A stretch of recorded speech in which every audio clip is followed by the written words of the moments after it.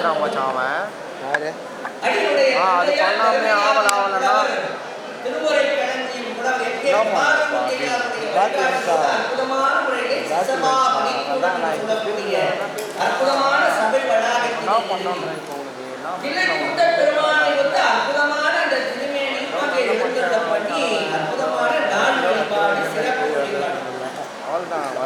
அப்ப நாள் வழிபாடோடு சிறப்பு வழிபாடு அவருக்கு 6 அபிஷேக ஆராதனைகள் இன்னும் அவருடைய புகழை செவிப்படுத்தும் விதமாக மாதந்தோறும் பெரிய புராண உரைநீடு நம்முடைய தர்மயாதன புலவர் இங்கே பிரபாகரமுத்தையா அவர்களை கொண்டு மாதந்தோறும் பெரிய புராணம் ஒவ்வொரு மாதமும் ஒவ்வொரு நாயன்மார்களை சிந்திக்கவும் மாதந்தோறும் திருவாசக புற்றோதல் நிகழ்வு இன்னும் அழகாருடைய நவப்புதல்வர்கள் பாராட்டக்கூடிய அன்பு தம்பிகள் திரு சக்திதரன் அவர்கள் திரு பார்த்திபன் அவர்களை கொண்டு ரொம்ப அழகாக என்னன்னா இந்த கைலாய வாக்கியம் பயிற்சி.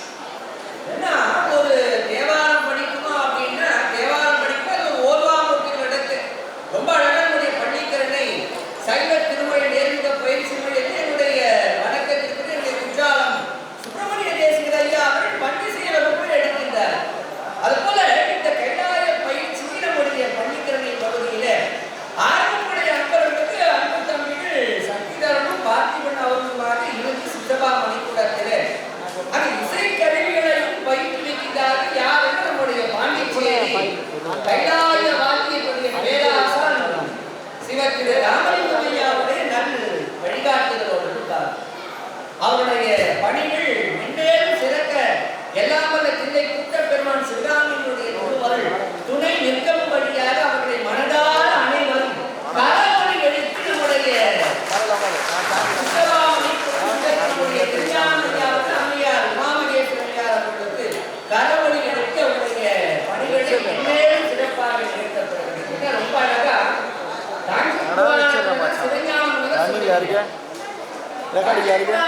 ஒவ்வொரு தலங்களுடைய பெருமைகள் எல்லாம் சொல்லி நிறைவாக சிவபுண்ணியத்தை பற்றி சொல்லுகின்றார். உலகத்திலேயே மேலான சிவபுண்ணியத்தை எது தரும் அப்படின்னா சிவலிங்க பிரதட்சணை. சிவபுண்ணியங்கள்ல மேலான சிவபுண்ணியத்தை எது தரும்? சிவலிங்கத்தை பிரதட்சணை செய்கிறது சிவபுண்ணியங்கள்லேயே மகுடமானது. அதுக்கு அடுத்தபடியாக பலன்கள்னு பார்த்தா சிவனுடைய உருவங்கள்னு சொல்லக்கூடிய திருமேனிகள் நடராஜர் சோமாஸ்கந்தருக்கு தட்சிணாமூர்த்தியுடைய ஏழைய திருமேனிகளை ஆலயங்களிலே இருந்தன. அதே போல உமாதேவி நந்தியம் பெருமான் விநாயகர் இதையெல்லாம் வரிசையாக கரிமல்லிலோ உலோகத்திலோ பெருமானுடைய திருமேனிகளை இருந்தது. அப்படி இல்லையா வண்ண ஓவியங்கள்னு சொல்லக்கூடிய அந்த ஓவியங்களை தீட்டி அந்த இறைவனை ஆலயங்களிலே எழுந்தன செய்வது. அதுவும் முடியலையா? யாரேனும் கோயில்கள் கட்டுறாங்க பார்த்தீங்களா? ஒரு சிவாலயம் கட்டுகின்றார் என்று சொன்னால் அந்த சிவாலயத்திற்கு நம்மால் என்ற பங்களிப்பு ஒரு சிறு பங்களிப்பாக செய்யும். அதிலேயும் சொல்றாங்க பெரிய பொருளாதாரம் ஒரு 8 செங்கலான குடும்பம். எத்தனை செங்கல்? எத்தனை செங்கல்? 8 செங்கலாவது ஒரு சிவன் கோவில் திருப்பணிக்கு. ஏன்னா எல்லாரும் போல நானும் பிறந்த வளர்ந்த வாழ்ந்த ஒரு நாள் போய் சேர்ந்தது இருக்கக்கூடாது இல்லையா? நம்ம வாழ்க்கையில் நம்ம எதை சேர்க்க வேண்டும்? சிவ புண்ணியத்தை சேர்க்க வேண்டும். எதை சேர்த்து வைக்கணும்? காசு பணத்தையோ பேரு புகழையோ சேர்த்து வச்சது வைங்களேன், என்னவாகும்? ஒரு நாள் வந்தது அப்படின்னா சின்ன தப்பு பண்ணா இதுவரைக்கும் இருந்த அத்தனை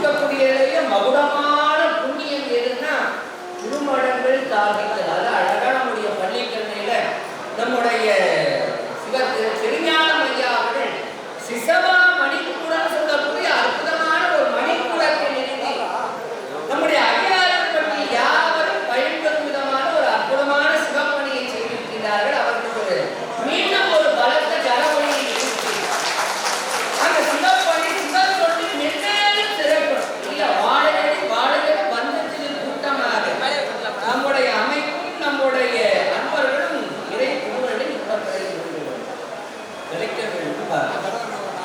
ரொம்ப அழகாக என்னன்னா இன்றைய 3ஆம் ஆண்டு விழாவில அடிநிலத்தை ஐயா கேட்கும் போது ஐயா என்ன தலைப்பட பேசுறாங்க நான் சொல்றேன். ஐயா திருமுறைகளில் கைலாய வாசி ஏன்னா நம்முடைய அமைப்பே எப்படிப்பட்ட அமைப்புனா கைலாய வாசி இசைக்கக்கூடியவர்.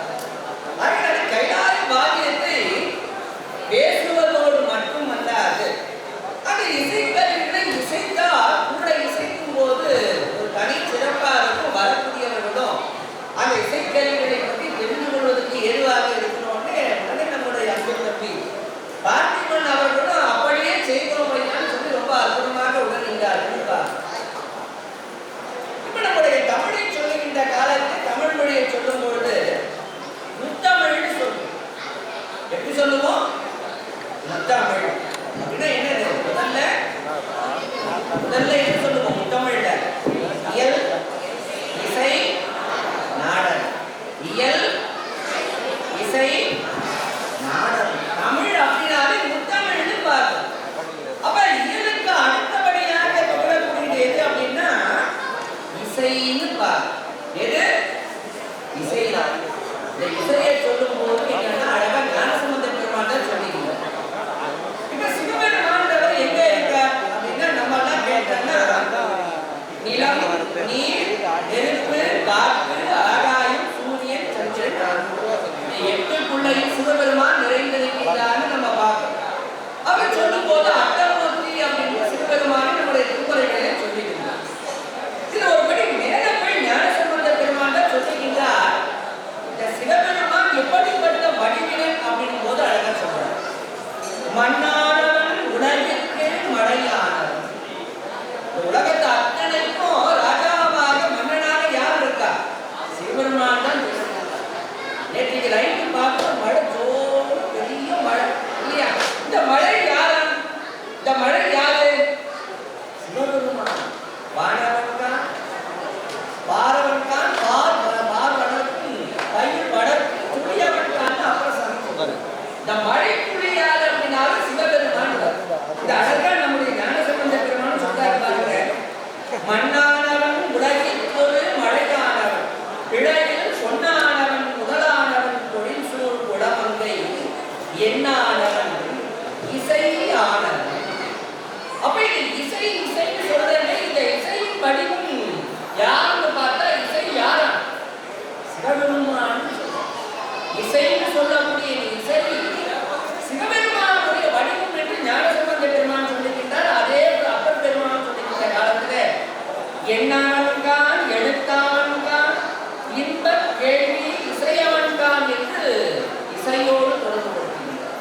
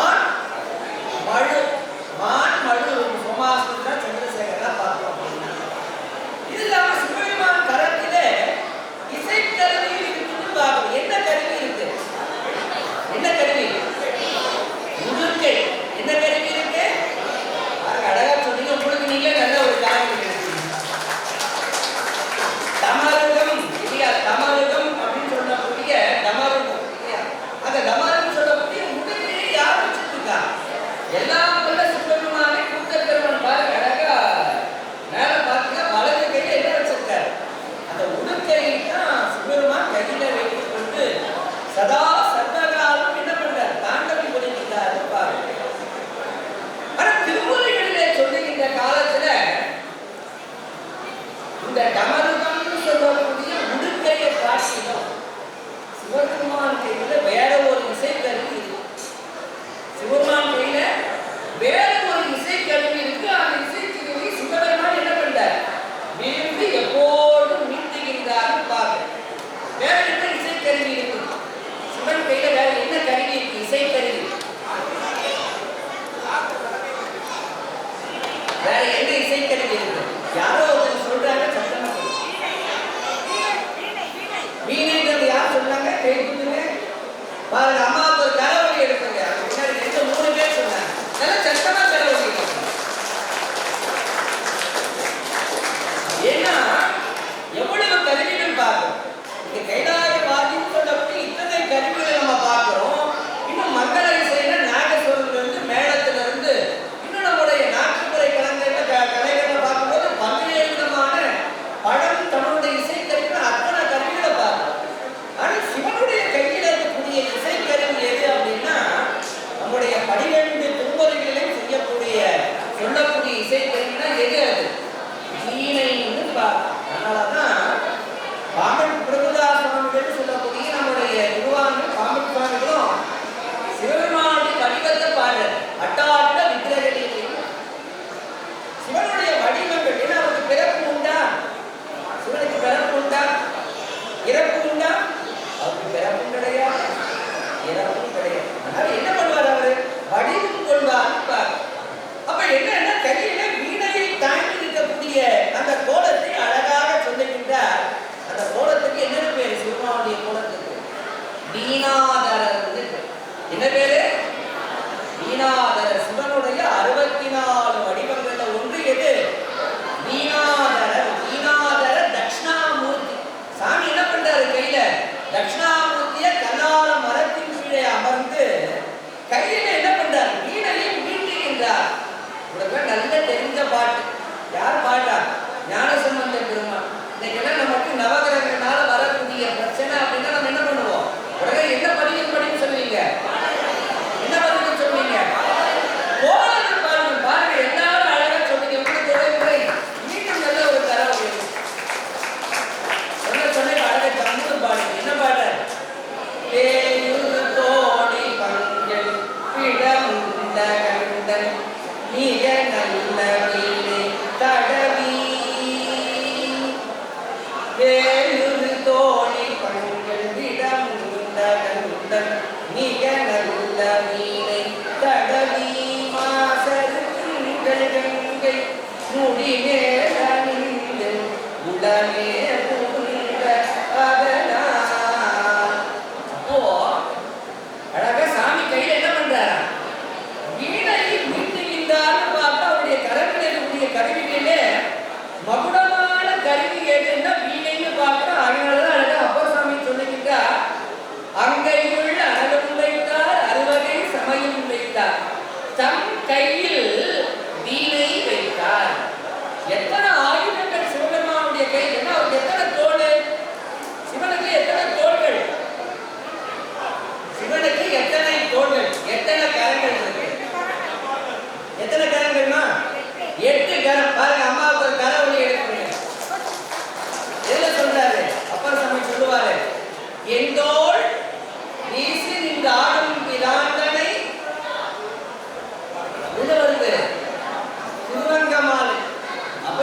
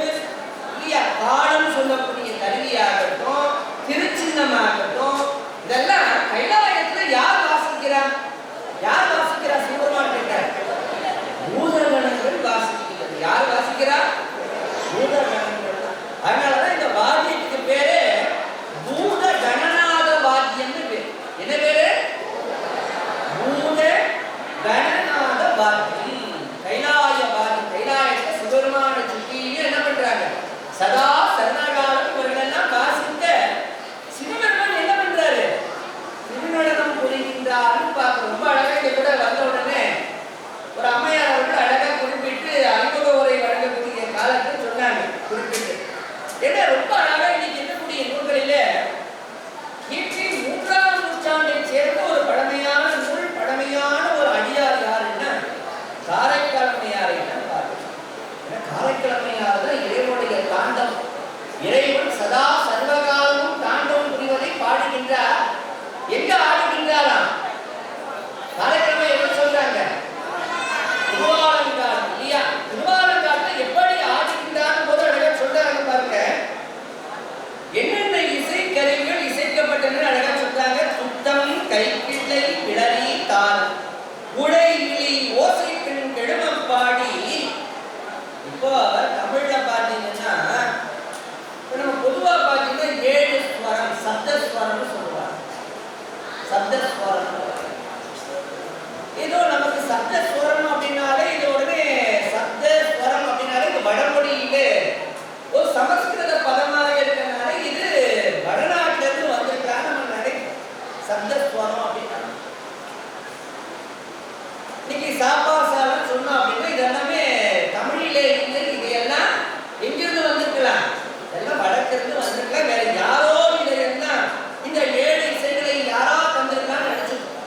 ஆனா அழகா காரைக்காலம்மையார் சொல்லுகின்றார்கள், இந்த இசை பாரம்பரியம்.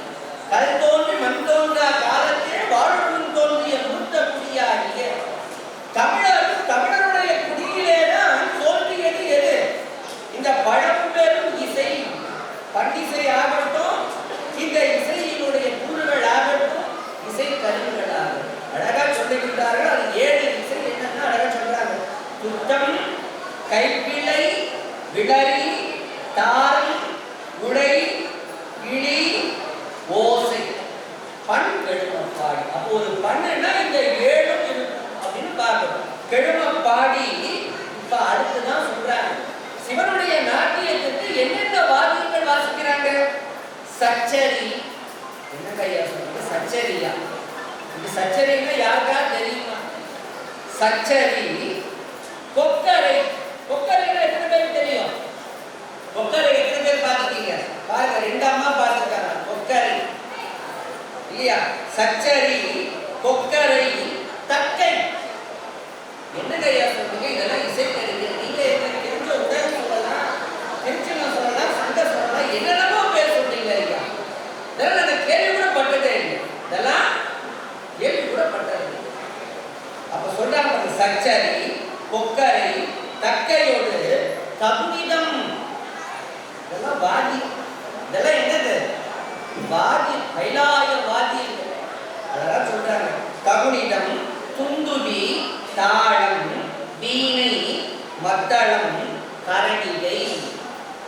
என்ன சொல்றாங்க? கரடிகை, வன்கை, மென்தோள், தமருகம், உடமுழா, மொந்தை வாசித்து அத்தனை விரவினோடாடும் எங்கள் அப்பனிடம் திருவாலங்காடே. இப்ப ஒரு பெரிய பட்டியலையே காரைக்கிழமையா சொன்னாங்க. ஆனா இது நமக்கு தெரிஞ்சதெல்லாம் எதுன்னா தாளம். தாளம் தெரிஞ்சது இல்லையா? தாளம் தெரிஞ்சது. உடம்புடாவும் சொன்னாங்க. உடம்புடாவும் இன்னைக்கு எங்க பார்க்கலாம்? உடம்புடாவை எங்க பார்க்கலாம்? உடம்புடா எப்படி இருக்கும்? உடம்புடான்னு சொல்லக்கூடிய இசைக்கருவி எப்படி இருக்கும்? எப்படி இருக்கும்? உடம்புடா எப்படி இருக்கும்? எப்படி இருக்கும்? எங்க பார்க்கலாம்? உடம்புடாவை எங்க பார்க்கலாம்? எங்க வாசி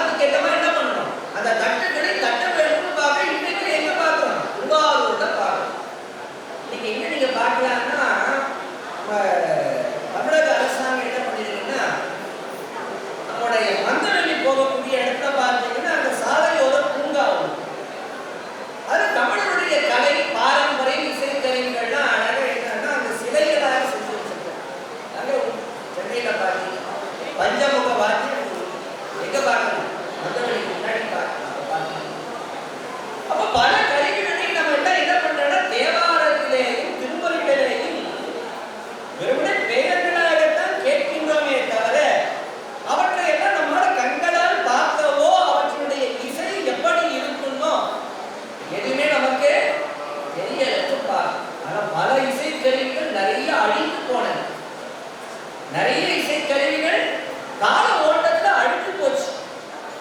எஞ்சி இருக்கக்கூடிய கருவிகள் ஆங்காங்கு தமிழ்நாட்டில் எங்கெங்கோ ஒரு ஆலயங்களிலே ஆங்காங்கு இருக்கக்கூடிய அன்பர்கள் என்ன பண்ணாங்க, இறைவனுக்கு வாசித்து வந்தார்கள்னு பார்த்தா ஆங்காங்கு ஆலயத்தில் அது போல பார்த்தீங்கன்னா நம்முடைய திருவண்ணாமலை ஆகட்டும், திருநெல்வேலி ஆகட்டும், இது போல பல்வேறு தலங்களிலே ஆங்காங்கு அன்பர்கள் என்ன பண்றாங்க, இந்த உடல் திருச்சின்னம் சங்கநாதம் உள்ளிட்ட அந்த பஞ்ச வாத்தியங்களை எல்லாம் வாசிப்பதை எல்லாம் கண்டுபிடிச்சு தான் இந்த இசைக்கருவிகள் எல்லாம் அழிஞ்சு போயிடக்கூடாது. இதுகாரும் நம்முடைய பழம் தமிழுடைய இசையும் இசைக்கருவிகளும் சிவ வழிபாட்டிலே இந்த இசைக்கருவிகள் எத்தகைய முக்கியமானது, இவையெல்லாம் அழிந்துவிடக் கூடாது என்று வந்தவர்கள் யாரா நம்முடைய பாண்டிச்சேரி சிவத்திரு நம்முடைய கைலாயவாதியுடைய பேராசன் ராமலிங்கம் ஐயா.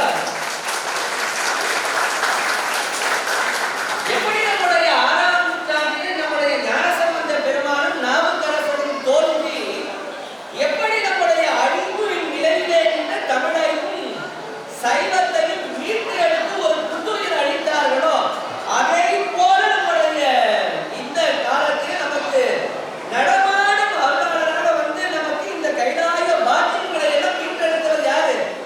பாண்டிச்சேரி நம்முடைய ராமலிங்கம் ஐயா அவர்கள் 20 ஆண்டுகளுக்கு முன்னாடி ஒவ்வொரு தலங்களுக்காக சென்று அந்த கருவிகளை எல்லாம் கண்டு அதை பயிற்சி அளித்து இந்த கருவிகளை எல்லாம் என்ன பண்ணார், அன்பர்களுக்கு எல்லாம் பழக்கப்படுத்தினாங்க. பார்க்க இன்னைக்கு எத்தனை ஊர்ல எவ்வளவு கைலாயவாதிய குழுக்கள் இருந்தாலும் அதுக்கு எல்லாம் ஒரு விதை போட்டவர் அப்படின்னா யார் அவர்? ராமலிங்கம் ஐயா. இன்னைக்கு அவங்க வர முடியல. ரொம்ப அழகா என்னன்னா அவ்வளவு ஆர்வம் ஏன்னா அழிந்து போயிடக்கூடாது. நம்முடைய பாரம்பரியம், நம்மளுடைய வழிபாட்டு முறை, நம்மளுடைய பாரம்பரியம், நம்மளுடைய வழிபாட்டு முறை ஒருபோதும் மாறக்கூடாது. இன்னைக்கு நல்ல பார்த்தீங்கன்னா நம்முடைய தமிழ் பாரம்பரியத்திலே வரக்கூடிய அத்துணை இசைக்கருவிகளும் அந்த இசைக்கருவிகளை இசைக்கக்கூடிய மரபும் வழக்கமும் எந்த மதத்தில் இருக்கின்றது அப்படின்னா எந்த மதத்தில் இருக்கு? எந்த மதத்தில் இருக்கு? இந்து மதத்தில் தான் இருக்கின்றது. நம்முடைய தமிழர் சமயம் சொல்லக்கூடிய இந்து மதமாகி நம்முடைய தமிழர் சமயம் தான் அத்துணை பாரம்பரியத்தை தமிழத்தை கொண்டிருக்கின்றது பார்க்கிறோம். அது ரொம்ப அழகா என்னன்னா அந்த இசைக்கருவி ரொம்ப இசைக்கருவிகளை பார்க்கும்போது வெறுமனே இசைக்கருவிகளை பற்றி அதிகம் பேசுவதை காட்டிலும் அது ஒவ்வொரு இசைக்கருவிகளை சொல்லி நம்முடைய அன்பு தம்பிகள் அவைகளையெல்லாம் இசைத்தான் நல்லா இருக்கும்னு சொல்லணும். ஏன்னா நமக்கு எது தாரைன்னு தெரியுமா? யாருக்கோ இங்க பார்த்தீங்கன்னா நம்ம இல்ல ஒரு 10 அடியா 100 பேர் இருக்கா 100 பேர் ஒரு 10 அடியா இருக்கு. தாரை அப்படின்னா எப்படி இருக்கும், அது ஓசை எப்படி இருக்கும் அப்படின்றது கேட்கணும். யாருக்கு அறிமுகமும் பரிச்சயமும் மற்றவங்களுக்கு தாரையில எப்படி இருக்கும்னே தெரியாது. ஒரு சங்கநாதம் அப்படின்னா சங்கு தெரியும். அந்த சங்கை எப்படி ஊத வேண்டும் அப்படின்னா எல்லாருக்கும் தெரியுமா? எல்லாருக்கும் தெரியாது. ரொம்ப அழகா என்னன்னா முதல்ல நம்ம பார்க்கக்கூடிய வாக்கியங்கள் சங்கநாதம்னு பார்க்கணும். அப்ப இந்த சங்கநாதத்தை பத்தி அழகா நம்முடைய திருநாவுக்கரசர் தான் சொல்லுகின்றார். நான்குகளும் நாராயணனும் என்ன பண்றாங்க, அடிமுடியில் தேடுகின்றார்கள். எங்க திருவண்ணாமலையில் 2 பேரும் என்ன பண்ணாங்க, அவர் பிரம்மா அன்னப்பறவையா போய் தேடுறார், மகாவிஷ்ணு வராகமாக போய் தேடினாரு. பார்க்கிறோம் பல யுகங்கள் கடந்தன, சாமியுடைய காட்சி கிடைக்கல. ஏன் கிடைக்கலன்னு காரணத்தில் சொல்றார். இந்த 2 பேருக்கும் சிவபெருமான் ஏன் காட்சி தரவில்லையாம் அப்படின்னா இது அப்பர் பெருமான் தான் அழகா லிங்கபுராண குறுந்தொகையில சொல்லுகின்றார். இந்த 2 பேரும் என்ன செயலை செய்யவில்லையாம் அப்படின்னா அழகா சொல்லுகின்றார். கண்டி குண்டு கபாலத்தை கொண்டில கழுத்துல ருத்ராட்ச மாலை சொல்லக்கூடிய கண்டியை அணிந்தார்களா? இல்லை. சைவ சமயத்துல சிவபெருமான் என்ன பண்ற கையில கபாலத்தை கபாலத்தை கையிலே கொண்டார்களா? கண்டி குண்டு கபாலம் கை கொண்டில விண்ட வெண்சங்கம் விண்மவாய் வைத்து ஊதிலர் அந்த முத்தி அடங்கிற வண்ணனை எண்டி காணமுச்சாரணி இருந்தாரு. ரொம்ப அழகா சொன்னாரு. என்ன பணியை செய்யலையா, எதனால காட்சி தரையிலையா அப்படின்னா 2 பேரும் என்ன பண்ணலையா, சங்கநாதத்தை எழுப்பவில்லை.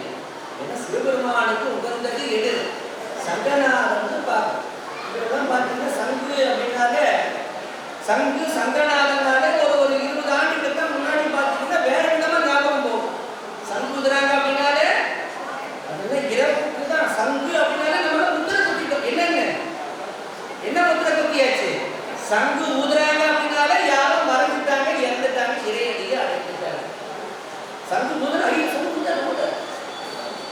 சங்கு ஏதோ அமங்கல சின்னமாக பார்க்கக்கூடிய ஒரு பாங்கிலே நம்ம இருந்தோம். காரணம் என்ன? அறியாம. காரணம் என்ன? அறியாம. சங்கு என்பது மங்கள சின்னம். சங்குன்றது மங்கள சின்னம். அப்ப சங்கு என்பது மங்கள சின்னமாக திகழ்வது. சங்கநாதத்தை எப்போ வசிக்கணும் அப்படின்னா அழகா நம்முடைய ஞானசம்பந்தர் சொல்றார், காலை மாலை. ஏன்னா எல்லா நேரத்திலும் சங்கு ஊதலாமா, எல்லா நேரத்திலும் சங்கை இசைக்கலாமான்னு கூடாது.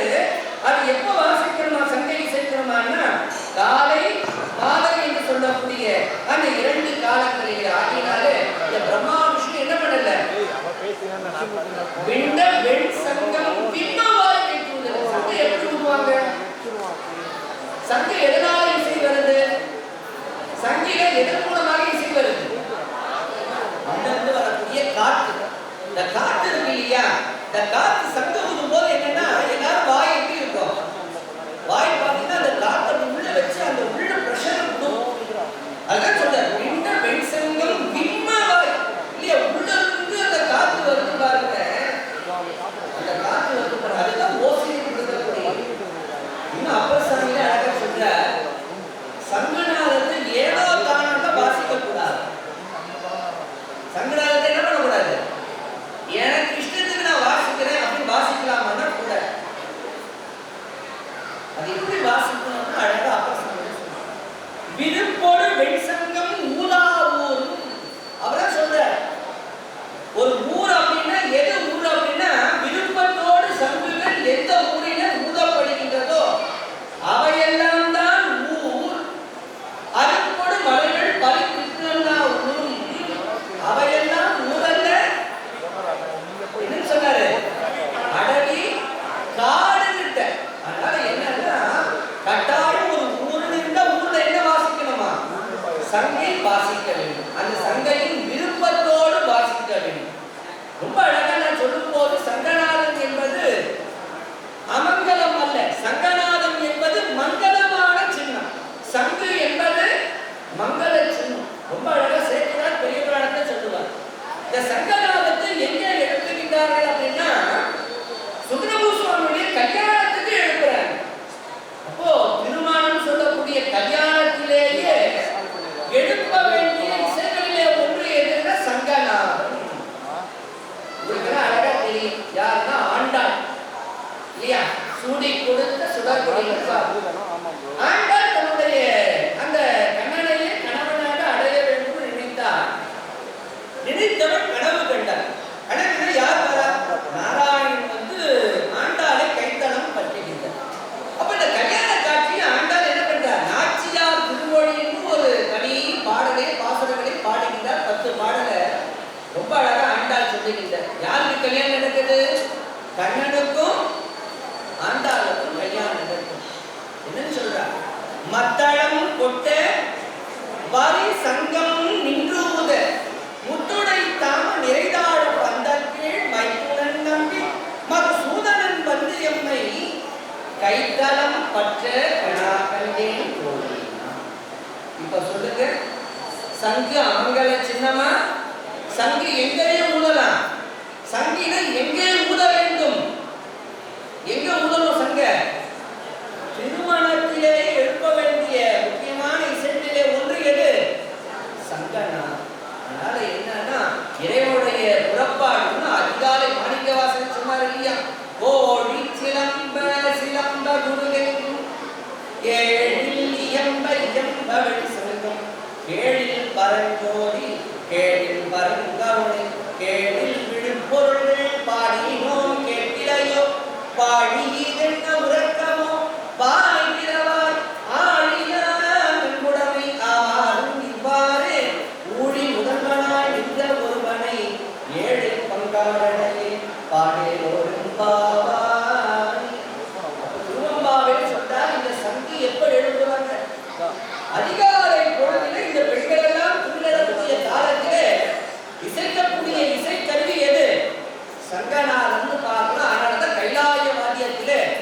முதல் இசைக்கருவியாக திகழ்வது சங்கநாதம். அந்த சங்கநாதத்தை நம்முடைய சிசபா மணிக்கூடனுடைய தம்பி, அன்பு தம்பி சத்தீஸ்வரன் அவர்கள் இப்பொழுது சங்கநாதத்தை எழுப்புகின்றார்கள்.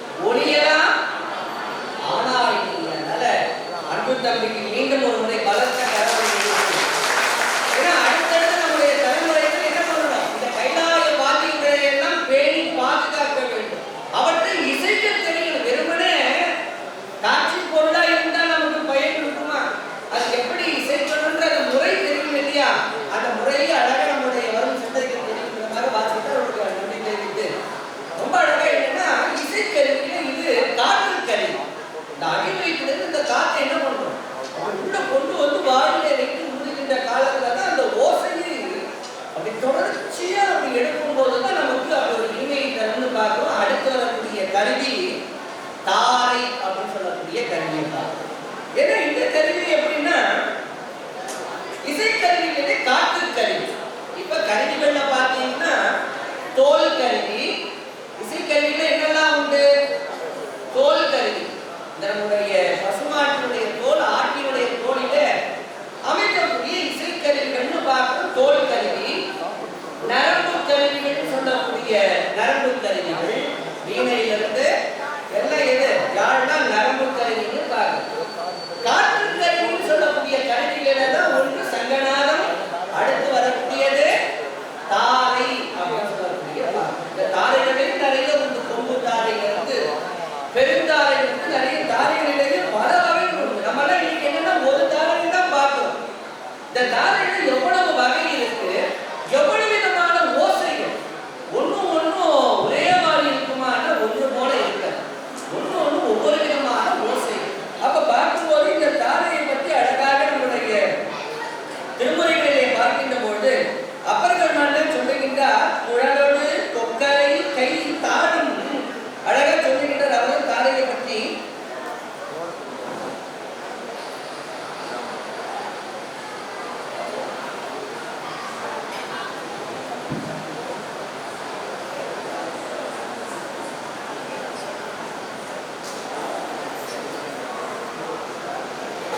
சங்கொடு தாரை காணும் தடங்கொழி முழங்கு பேரி வெங்குரல் பம்பை கண்டை தியன் துடி திமிலை தட்டி. என்னமோ நான் சொல்றேன், ஐயா ஏதோ சொல்றாரு, உங்களுக்கு ஏதோ தமிழ்ல ஏதோ புதுசா இருக்கு. ஆனா இதெல்லாம் வாத்திய கருவி, இதெல்லாம் வாத்திய கருவி. சங்கோடு தாரை தாளம் தடங்கொழி முழங்கு பேரி, பேரிங்கிறது ஒரு வாத்திய கருவி. பேரி வெங்குரல் பம்பை கண்டை தியன் துடி திமிலை தட்டி. திமிலைங்கிறது எப்படி தட்டணும்? அதை கையில தட்ட முடியாது. திமிலை தட்டி பொங்கொழி சின்னம் எல்லாம் ஒருபடை கிடைத்த பொற்பின் மங்குள் பான் கிளர்ச்சினான மருங்களும் தியம்பிக்கின்ற. அழகா என்னன்னா இந்த தாரை பற்றி அழகா சொல்லி இந்த காலத்துல எப்ப வாசிப்பாங்க அப்படின்னா, இது இறை வழிபாட்டில காலை நேரத்திலே வாசிக்கக்கூடிய. எப்ப வாசிக்காங்க?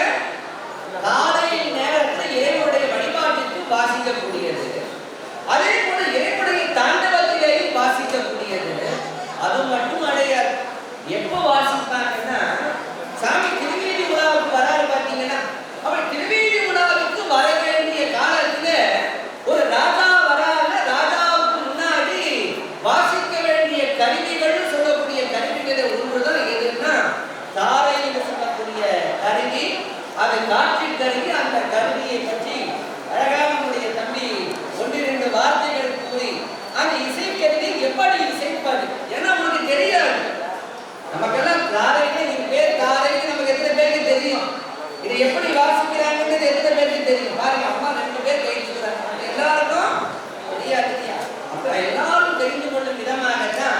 நம்முடைய சிசவா மணிக்கூடல் ஆண்டு விழாவிலே அந்த இயல் இசை அரியனுடைய விளக்கம் அவற்றினுடைய இசை கருவிகளை இசைக்கும் விதமாக ஏற்பாடு செய்திருக்கின்றார்கள். அதை நம்பி சிறு விளக்கத்தை தந்து அந்த கருவியை இசைப்பார்கள்.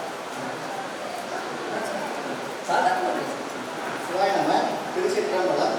அனைவருக்கும் வணக்கம். இசை நாள் இறைவனை உணர்வோம். ஐயா சொன்னாங்க தமிழ் இசை கருவிகள் 4 வகைப்படும் என்பது.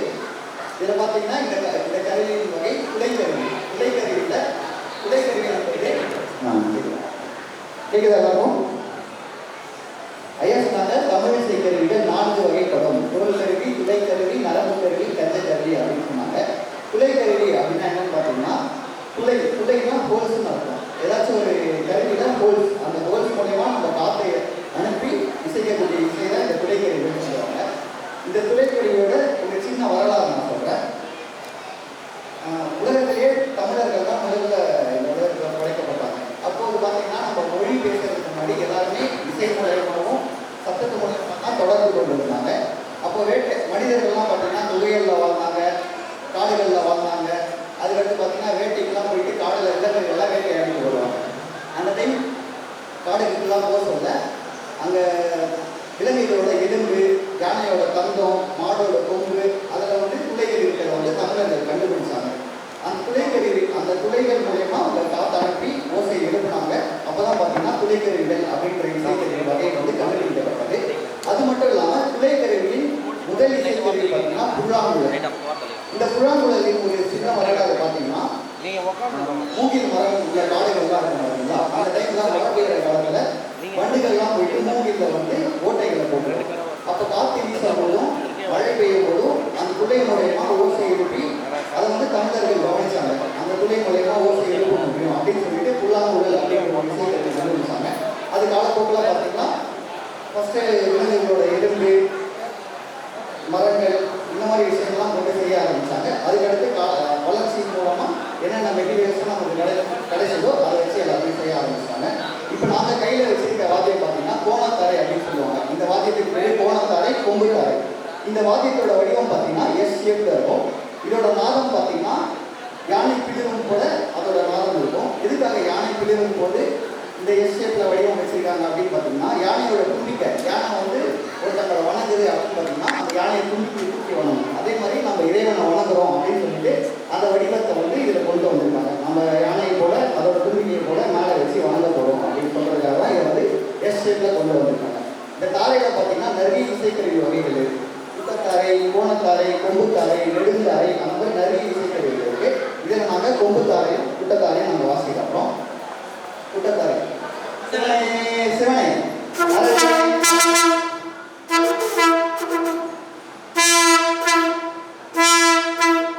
சிவனே சிவனே ஹரணே ஹரணே வா வா வா வா.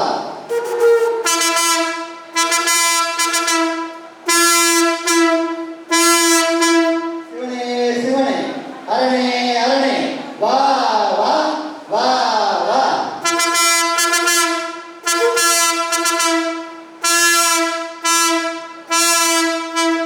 நம்ம எந்த ஒரு விஷயத்துக்கு செய்யறதுக்கு முன்னாடியும் பிள்ளையார் சொல்லி போட்டு கடவுளை வணங்கிட்டு தான் அந்த விஷயத்தை நம்ம செய்ய ஆரம்பிப்போம். அதே மாதிரி நம்ம வாத்தியம் வாசிக்கிறதுக்கு முன்னாடி மகுடம் அப்படின்ற ஒரு நடையை வந்து வாசிப்போம். அது வாசிக்கிறதுக்கு முன்னாடி சிவனே சிவனே ஹரணே ஹரணே வா வா வா வான்னு சொல்லி நம்ம வாத்தியத்தில் வாசி சிவபெருமானே நீங்கள் வாங்க அங்கே வாசிக்கிறத வந்து நீங்கள் ஏற்றுக்கோங்க அப்படின்னு சொல்லிட்டு வாசிக்கிறதுக்காக தான் இந்த இசையை வந்து நம்ம வாசிக்கிறோம். அடுத்து கோணத்தாரையை நாங்கள் வாசிக்கிறோம். அதோட இசை எப்படி இருக்குன்னு கேளுங்க.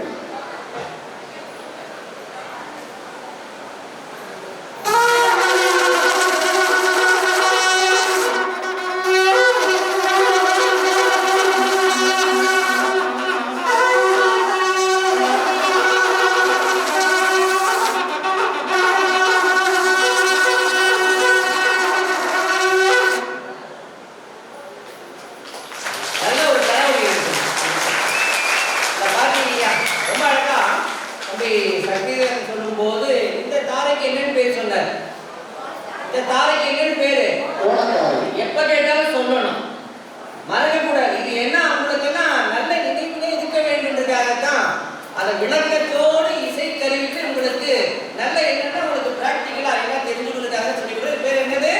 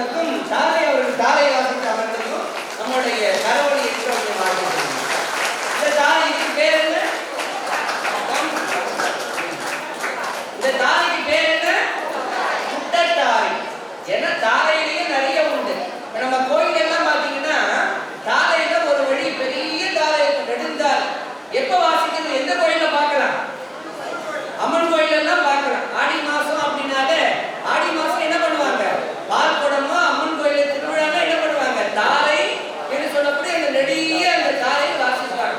இன்னும் நம்முடைய சிவாலயங்கள்ல பாத்தீங்கன்னா சாமி தேரோட்டம், சாமிக்கு தேருக்கு வரா அப்படின்னா தேர் அன்னைக்கு என்ன பண்ணுவாங்க, சாமிக்கு தாரையோடு பறை சேக்கரைக்கு தப்பட்டை எல்லாம் வாசித்து சாமி என்ன எப்படி வருவார், அப்படி போர்க்களத்துக்கு வருகின்றார். திரிபுராந்தக மூர்த்தியா கையில வில்லு அம்பு வச்சுட்டு வருவார். அதனால என்னன்னா அந்த தாரை தப்பட்டை பறை சேக்கரையோடு சாமி வருவார். அப்ப என்ன பண்ணுவாங்கன்னா தேருக்கு பின்னாடி இருந்து வாசிப்பாங்க. பொதுவா இசைக்கருவியில என்ன பண்ணுவாங்க, சாமிக்கு முன்னாடி வாசிப்பாங்க. ஆனா இந்த தாரை என்ன பண்ணுவாங்க, நெடுந்தாரையும் தேருக்கு பின்னாடி இருந்து வாசிப்பாங்க.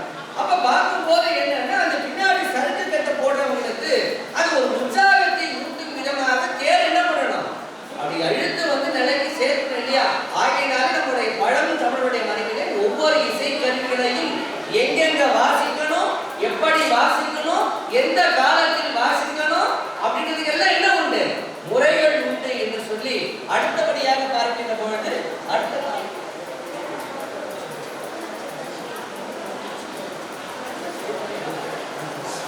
இது போனத்தாரையை பற்றி இன்னொரு செய்தியை நம்முடைய தம்பி தெரிவிக்க வேண்டாம், அவர் தெரிவிப்பார். ஐயா சொன்னாங்க ராமலிங்கம் ஐயா வந்து இந்த வாத்தியத்தெல்லாம் மீட்டிருக்காரு அப்படின்னு சொல்லிட்டு. ஐயாக்கு எப்படி இந்த ஆர்வம் வந்துச்சு அப்படின்னு பார்த்தீங்கன்னா, அவர் சின்ன வயசுல 4-5 வயசு இருக்க சொல்ல நிறைய கோவில் திருவிழாக்கெல்லாம் போயிட்டு வாத்தியங்கள் வாசிக்கும் போது அதை கிட்ட நின்று பார்த்துக்கிட்டு இருப்பாரு. அப்போ இந்த கொம்பு தாரையை வாசிக்க சொல்ல அவருக்கு இது மேலே ஒரு ஆர்வம் வந்துச்சு.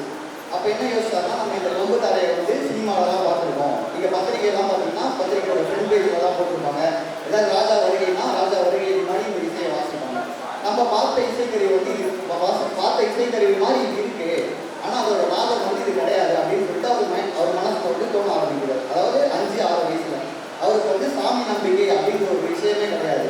அவர் வந்து பார்த்தீங்கன்னா ஒரு பெரியாரோட ஃபாலோவர், கூட நம்பிக்கைகளை வந்து நம்ம ஃபாலோ பண்ணக்கூடாது அப்படின்னு சொல்லிட்டு சின்ன வயசுல இருந்து அவர் வந்து இதில் ரொம்ப இருந்தார். அப்போ பார்த்தீங்கன்னா அவருக்கு வந்து இறை நம்பிக்கை அப்படிங்கிற ஒரு விஷயமே இல்லை.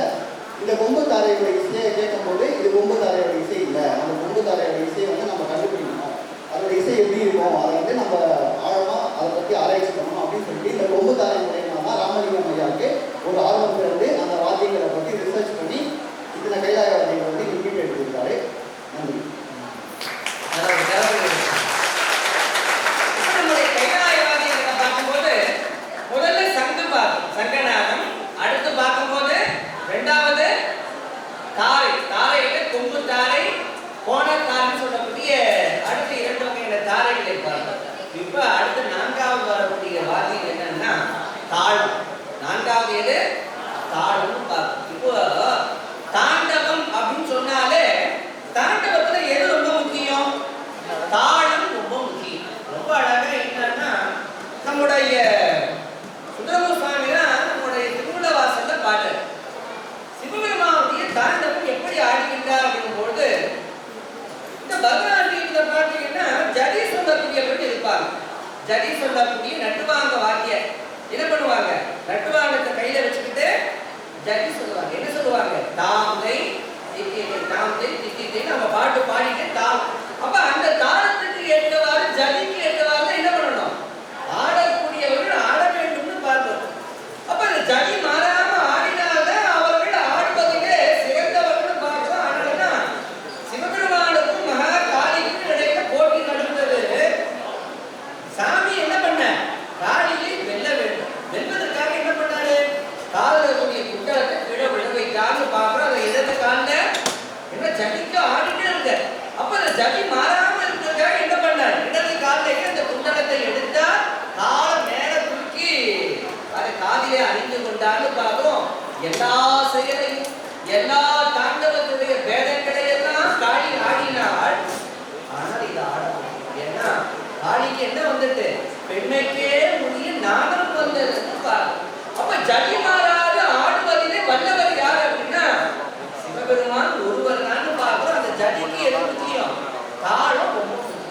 தாளத்துக்கு ஏற்ற மாதிரி தான் ஆட வேண்டும் பார்க்கிறோம். அதனால சொன்னார், கூடிய இடையும் சடிவிடையாமல் கொடியிடை உமையவள் காண ஆடிய அழகா அறுவரை பொருளே என்று அழகாக நம்முடைய சுந்தரமூர் சுவாமிகள் குறிப்பிடுவார். ரொம்ப அழகா இந்த தாளத்தை பற்றி நம்முடைய அப்பர் பெருமானும் சொல்லிவிட்டார், குழலோடு கொக்கரை கைத்தாளும்.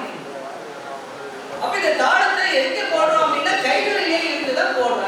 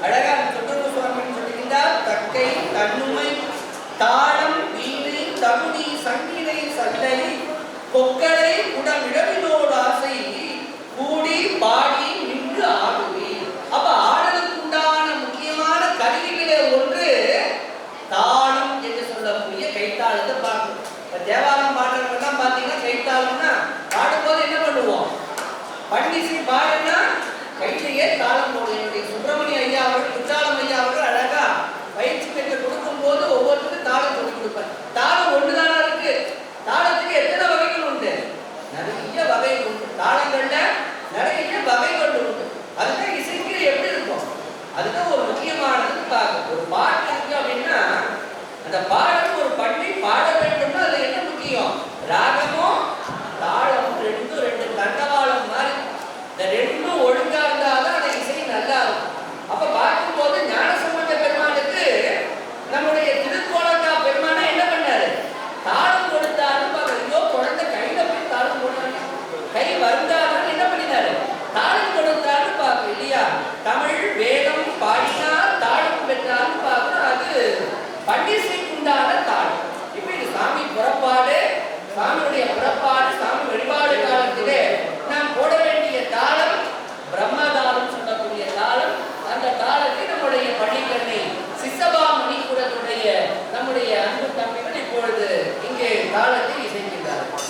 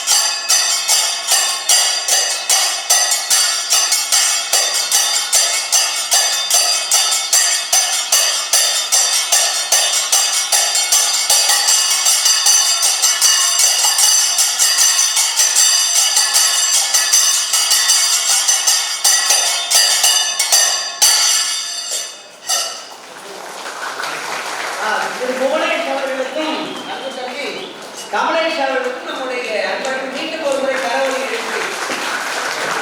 ஏன்னா நல்லா கவனிச்சு பாருங்க, இந்த இசைக்கருவி எல்லாம் நம்ம நிறைய இடங்கள்ல எல்லாம் ஒன்னா இசைச்சு பார்த்துருப்பீங்க, உண்டா இல்லையா? கைலாய வாத்தியத்தை மொத்தமா இசைக்கு எல்லா சப்தத்தையும் ஒன்னா சேர்ந்துதான் கேட்டிருப்பீங்க. ஆனா நம்முடைய சிசபா மணிக்கூடத்தின் ஆண்டி விழாவில் எப்படி கேட்குறீங்க? ஒன்னொன்றையும் தனித்தனியா ஒவ்வொரு இசை எப்படி இருக்கும் இல்லையா? அதுக்குன்னு ஒரு கரவொலி எழுப்பி நம்முடைய நம்முடைய திருஞானம் ஐயா அவர்களுக்கு ஒரு முறை கரவொலி. ரொம்ப முக்கியமா பார்த்தீங்கன்னா அடுத்து வரக்கூடிய கருவி இந்த கைலாய வாத்தியங்கள்ல அடுத்து பார்த்தீங்கன்னா ரொம்ப முக்கியமான கருவி, அதிகமா சத்தத்தை கொடுக்கக்கூடியது, நம்ம எல்லாம் அறியாது நல்ல காற்று நடனமாட தூண்டுவது எது அப்படின்னா உடல்னு பார்க்கணும். எது? உடல். நல்ல தோல் கருவி. இப்ப இந்த உடல் கருவின்னு பார்க்கும்போது பார்த்தீங்கன்னா எப்படி இருக்கும் அப்படின்னா நம்ம கோயில்கள்ல மங்கள நிகழ்ச்சிகள்லாம் வாசிக்கக்கூடிய மேளம் பார்த்துருக்கோம். மேளத்தை போல இருந்தாலும் இது மேளமான மேளம் கிடையாது. எப்படி இருக்கும் இது? பார்ப்பதற்கு ரெண்டு பக்கமும் அந்த தோலினால் ஆன அந்த கருவியாக திகழ்ந்தாலும் இந்த உடல் கருவியை வாசிப்பதை கொண்டு என்ன பண்ணலாம்னா ஒரு சிவாலயத்திலே ஒரு பெருமாளுடைய ஆலயத்திலே இன்றைக்கு இந்த நேரத்துல இந்த வாகியினுடைய தாளக்கட்டு இல்லையா, இந்த வாகி வாசிக்கிறாங்க இல்லையா, இந்த வாகியினுடைய சட்டத்தை வச்சு இப்ப சாமிக்கு அபிஷேகம் நடக்குது. என்ன தெரிஞ்சுக்கலாம்? கோயிலுக்குள்ள போக வேண்டாம், நீங்க சாமி அபிஷேகத்தை உட்கார்ந்து தீபாவளி எதுக்கு பார்க்க வேண்டாம். இந்த காதல் இந்த ஓசை கேட்குறீங்க இல்லையா, அந்த தாளம் இருக்கு பார்த்தீங்களா, இதை மட்டுமே வச்சுக்கிட்டு என்ன பண்ணுங்க, சாமிக்கு இப்ப அபிஷேகம் நடக்குது. அடுத்து பார்த்து சாமிக்கு அலங்காரம் ஆகுதுன்னா அப்போ வேற விதமான தாளம் வாசிப்பாங்க. சாமிக்கு தீபாவளி நடக்குதுன்னா அப்போ ஒரு விதமான தாளம். அதே போல சாமி வந்து தேருக்கு வராது வைங்களேன், தேருக்கு வரக்கூடிய காலத்துல என்ன பண்ணுவாங்க, இந்த உடல் வாசிப்பார்கள். அது உடலை எங்கன்னா தேர்ல பின்னாடி கட்டிடுவாங்க. தேர்ல எங்க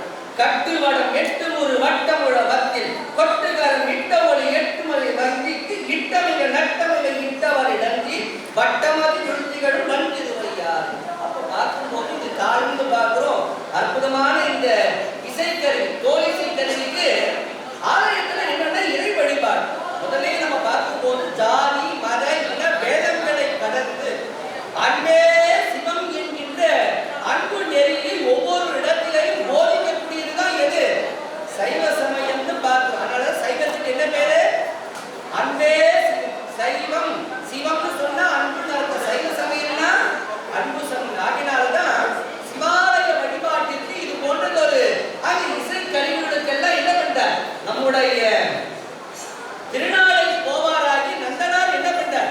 ஆலயங்களுக்கு தோல் என்ன பண்றார்? அவரால் இயன்ற அளவிலே ஆலய இசைக்கருவிகளுக்கு தோல், வால், இதுல கட்டக்கூடிய கயிறு பாத்தீங்களா, அந்த விலங்குகளுடைய அதுல இருந்து எடுக்கக்கூடிய தோள்கள் இருக்கக்கூடிய வால் வந்து எல்லாத்தையும் யார் கொடுக்கிறார்? திருநாளை போவாராகி நந்தனார் அளித்தார் இசைப்பணியை செம்மையாக செய்வதற்கு நம்முடைய பெரிய புராணத்தை பார்க்கிறோம். அப்படிப்பட்ட இசைக்கருவிகளை ஒன்றான இப்பொழுது உடற்கருவி நம்முடைய அன்பு தம்பிகள் வாசிக்க இருக்கின்றார்கள். அதற்கு முன்னதாக இந்த உடற்கருவியை பற்றி ஒன்று ரெண்டு செய்திகள் நம்முடைய அன்பு தம்பி சக்திதரன் தெரிவிக்கிறார். திருச்சிற்றம்பலம். இசையினால் இறைவனை உணர்வோம். இந்த வாத்தியத்துக்கு ஏன் உடல் அப்படின்னு பேர் வந்துச்சு பார்த்தீங்கன்னா, இந்த வாத்தியத்தை வந்து காரைக்காலமையால் நம்மளோட பதிகனில் தக்கை அப்படின்னு சொல்லிட்டு தான் குறிப்பிட்டிருக்காங்க. கைலாய வாத்தியத்தில் இப்போ எப்படி நமக்கு வந்து நம்மளோட உடம்பு ஃபஸ்ட்டு ரொம்ப முக்கியம், அதுக்கு அடுத்து நம்மளோட உயிர். கைலாய வாத்தியத்தில் முக்கியமான ஒரு வாத்தியம் உடல், அதனால அதுக்கு திரு உடல் அப்படின்ட்டு பேர். அந்த உடலுக்கு உயிராக இருப்பது தான் பிரம்மத்தாளம். ஸோ இந்த உடலும் உயிரும் இணைந்து இசைத்து இந்த கைலாய வாத்தியத்தை வந்து வாசிப்பாங்க. உடலில் பார்த்தீங்கன்னா நான் மகுடம் சொல்லிட்டு ஒரு நடை சொன்னேன், அந்த மகுடத்தை வந்து இப்போ அவங்க வாசிக்காங்க. மகுடம் மற்ற வாத்தியங்களுக்கு பார்த்தீங்கன்னா நோட்ஸ் இருக்கும். அந்த மாதிரி இப்போ கிட்டார், வயலின், அந்த மாதிரி கீபோர்டு, அந்த மாதிரி வாத்தியத்துக்கு பார்த்தீங்கன்னா அதுக்குன்னு சில நோட்ஸ் தான் இருக்கும். ஆனால் நம்ம வாத்தியத்துக்கு பார்த்தீங்கன்னா எல்லாமே சொற்கட்டு, நம்ம வாயில் சொல்லுவோம், அவங்க வந்து அதை வாத்தியத்தில் இசைப்பாங்க. நான் மகுடத்தோட சொற்கட்டு சொல்கிறேன், அவங்க வாசிப்பாங்க. அந்த இசை எப்படி இருக்குன்னு நீங்கள் கேட்கணும். மகுடம் தன் தன் தன் தன் தன் தன் தன் தன் தன் தன் தன் தன் தன் தன் தன் தன்.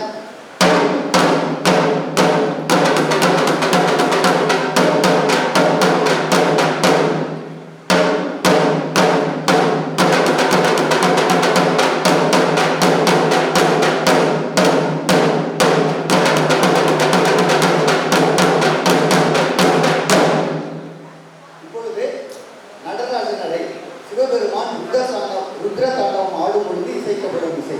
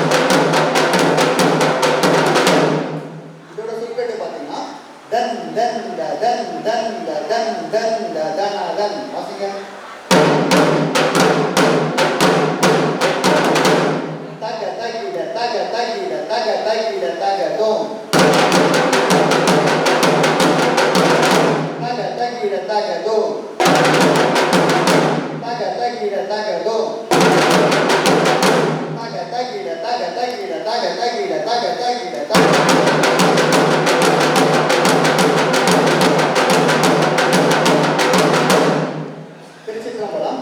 இப்போ அண்ணாமலையார் நடை, திருவண்ணாமலையார் அண்ணாமலையாருக்காக இசைக்கப்படும் நடை, அந்த நடையை வாசிக்க அதுக்கப்புறம் நம்ம கஷ்டப்படுறோம்.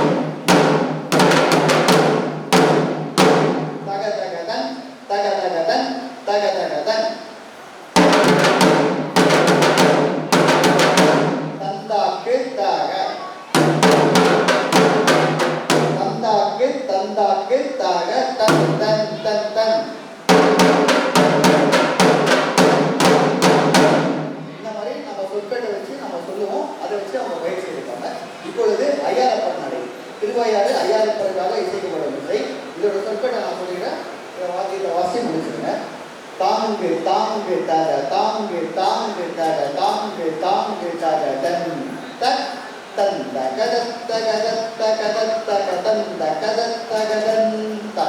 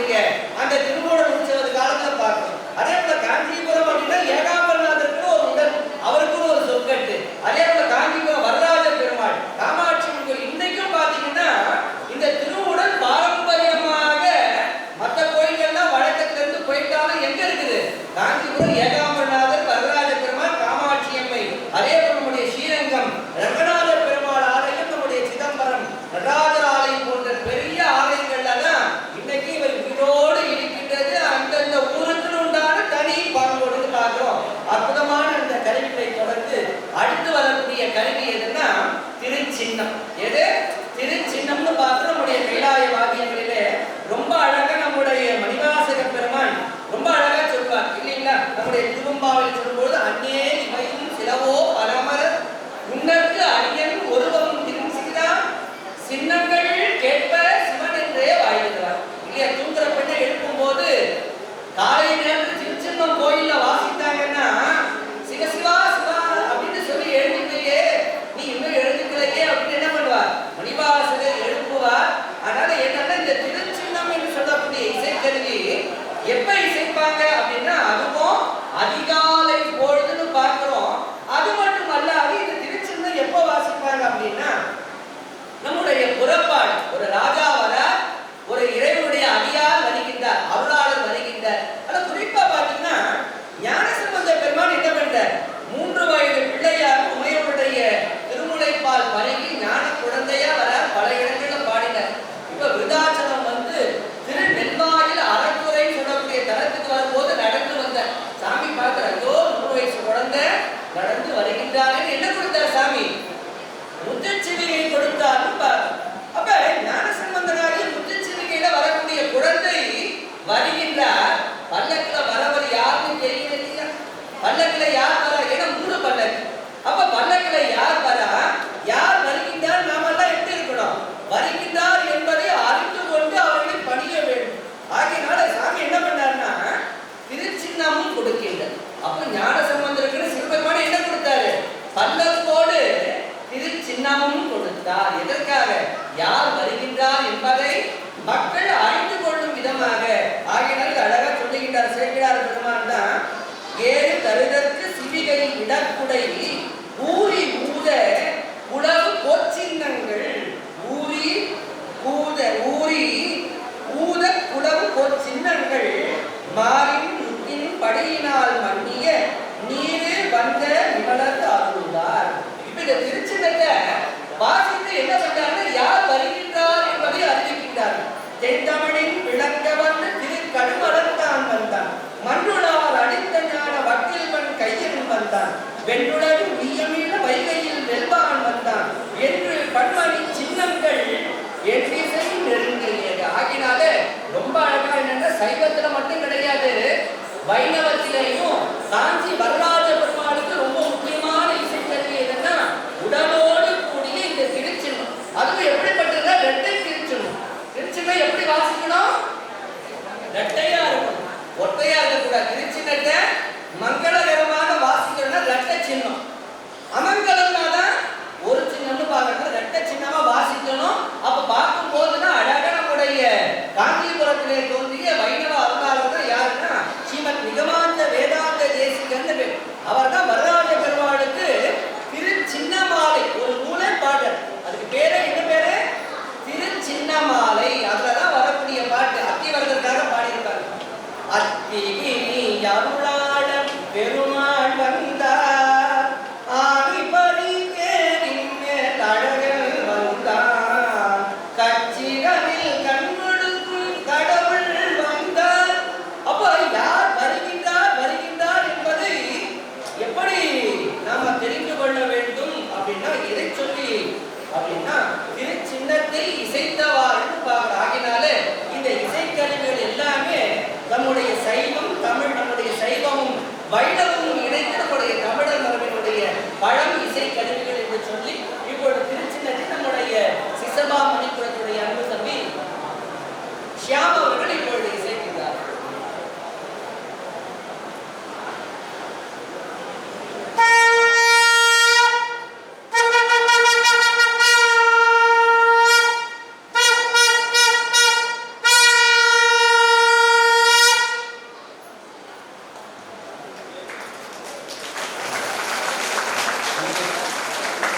அடுத்தபடியாக சித்திக் அவர்கள் இப்பொழுது இசைக்கின்றார்.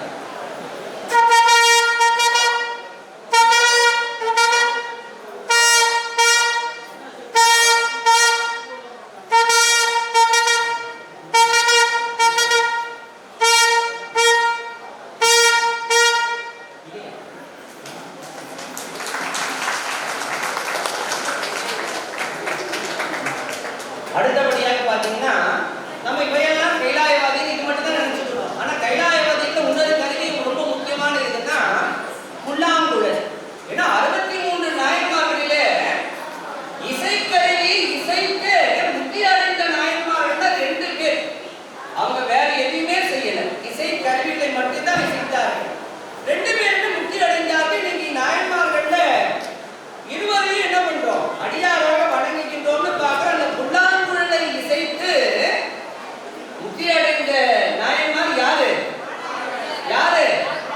ஆனாய நாயனார். ஏன்னா பெரிய புராணத்துல தான் ஆனாயனாருடைய புராணத்துல சேர்க்கிறார் இந்த புல்லாங்குழலை வேய்குழல் என்று சொல்லக்கூடிய மூங்கில்ல செய்யணும். அதுக்கு அளவு என்ன, எத்தனை துவாரங்கள் இருக்கணும், அதை எப்படி வாயில வைத்து ஊத வேண்டும், எத்தனை காற்றுகளை வந்து அதை அழுத்தி பிடித்து என்ன பண்ணணும், அந்த ஸ்வரஸ்தானத்துக்கு ஏற்ற மாதிரி பாடணும், எப்படி வாசிக்கணும் வரைக்கும் என்ன பண்ணுவாரு சேர்க்கிறார் பெருமான். புல்லாங்குழலை பற்றி பெரிய புராணத்துல சொல்லுவார். இன்னும் அழகா பாத்தீங்கன்னா நம்முடைய முல்லை நிலம், காடு சார்ந்த நிலமாகி அந்த ஆணிகளை மேய்க்கக்கூடியவர்கள் யாரு? நம்முடைய ஆனாய நாயனார்னு பார்க்கிறோம். ஆகினால்தான் நம்முடைய திருவண்ணாமலையில அழகா ஞானசம்பந்தர் சொன்னார், கனைத்த நேதி காணாது ஆயில் கைமேல் குழலுமுத அனைத்தும் திரளும் தாரன் அண்ணாமலையார். அதனால ஒரு புல்லாங்குழலை இசைத்தாலே அத்துணை பசுக்கூட்டங்கள் என்னவாயிடுமா, ஒன்றாக திரண்டு விடும்னு பார்க்கிறோம். அந்த புல்லாங்குழல் என்பது இறை வழிபாட்டிலே ரொம்ப ரொம்ப முக்கியம், ரொம்ப ரொம்ப முக்கியமான கருவின்னு பார்க்கிறோம். நம்முடைய திருப்பலாண்டுல சேர்ந்தனால் என்ன சொன்னார், குழலொலி யாழொலி கூத்தொலி ஏத்தொலி எங்கும் குழாம் பெருகின். ஆனா இன்னைக்கு திருவாரூர்ல குழலொலியை கேட்கின்றோமா? ஏதாவது சிவன் கோயில யாராவது புல்லாங்குழல் வாசிக்க பார்க்கிறோமா? எந்த கைலாயவாதிய கூட்டங்களிலாவது இந்த புல்லாங்குழலுடைய இசைக்கக்கூடிய காட்சியை காண்கின்றோமான்னா எங்கேயுமே இல்லை. அடுத்து யாழ சொல்றாங்க இல்லையா, குழலொலி யாழொலி. இன்னைக்கு திருவாரூர்ல லட்சம் மக்கள் இன்னைக்கு தேர் வடம் பிடிச்சு இருக்கிறாங்க. ஆரூரா தியாகேசா, ஆரூரா தியாகேசா. அத்தனை லட்சம் மக்களில யாரேனும் ஒருவரேனும் அந்த புல்லாங்குழலை வாசிக்கிறாங்க. தியாகராஜ சுவாமிக்கு புல்லாங்குழலை இசைத்து அந்த திருத்தொண்டை செய்கின்றார்களா? யாரேனும் செய்தாங்க? யாரா பார்த்துட்டீங்களா? சொல்லுங்க பாப்போம். இல்ல. யாரேனும் அந்த யாழ் இசை, இரண்டாவது என்ன சொன்னாரு, குழலொலி யாழ் ஒலின்னார். அந்த யாழை ஏறேனும் திருவாரூர்ல வாசிக்கிறாங்களா? யாழை யாரேனும் மீட்டுகின்றார்கள்? இன்னைக்கு கிடையாது. யாழ் எங்க போயிடுச்சு? நமக்குள்ள யாழை பற்றிய ஒரு புரிதலோ, அதை இசைக்கக்கூடிய முறையோ, அல்லது யாழை எப்படி செய்யணுன்ற மரபையோ, அதனுடைய முக்கியத்துவம் தெரியாதனால எங்க இருக்குது இன்னைக்கு? முற்றிலும் அழிந்து போய் இன்னைக்கு மியூசியம்ல பாத்தீங்கன்னா கண்ணாடி போட்டி கூட இருக்கு இல்லையா? மகர யாழ் இருக்கு, சடகோப யாழ் இருக்கு, இருக்கக்கூடிய அத்துணை யாழ்களும் எங்க போயிடுச்சு? காட்சி பொருளாக. ஏன் இந்த நிகழ்ச்சியை நம்முடைய ஆண்டு விழாவில் ஏற்பாடு செய்தோம் என்று சொன்னால், இந்த இசைக்கருவுடைய மகத்துவமும் சிறப்பும் நம்முடைய சந்ததிகள் நாமே தெரிந்து கொள்ள வேண்டும். யார் தெரிஞ்சுக்கல? வயதிலே பெரியவர்களாக இருக்கக்கூடிய நாமே அவர்களுடைய சிறப்பை அறிந்து கொள்ளாது அத்தனை இசைக்கருவிகளையும் அடிச்சுட்டோம்.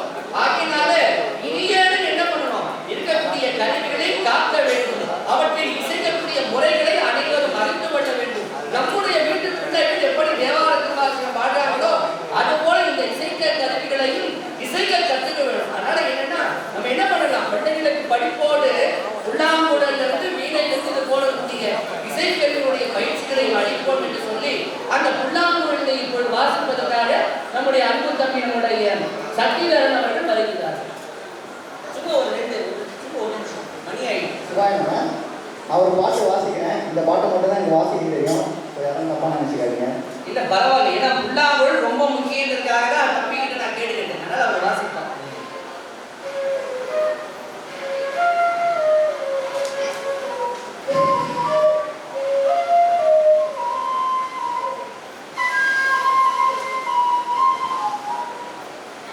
முயற்சி இருந்தால் நிச்சயம் என்ன பண்ண முடியும், வெற்றி. அவர் வந்து முன்னும் புல்லாங்குழல் கற்றுக்கல.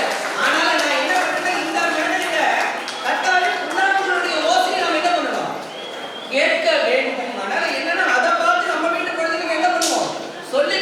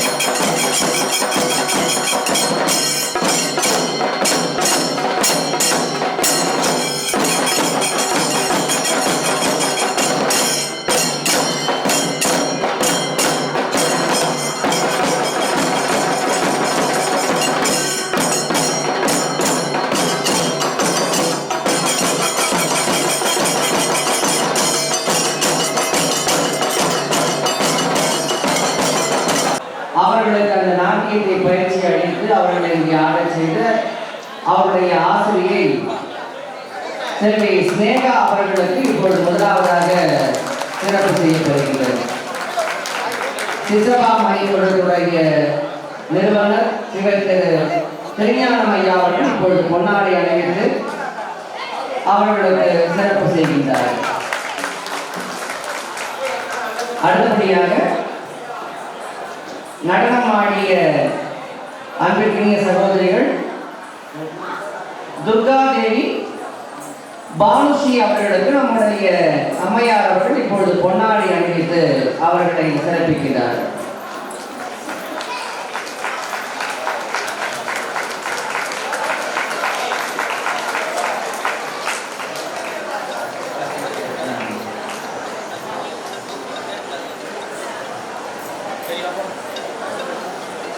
கைலாயவாதியும் இசைத்து காட்டிய நம்முடைய அன்பிற்கினிய தம்பிகளுக்கு நிறைவிலே, ஏன்னா அவங்கெல்லாம் நம்முடைய ஐயாவை வரவேற்பதற்காக ஆதிபுரீஸ்வரர் கோயில்கிட்ட போயிட்டாங்க.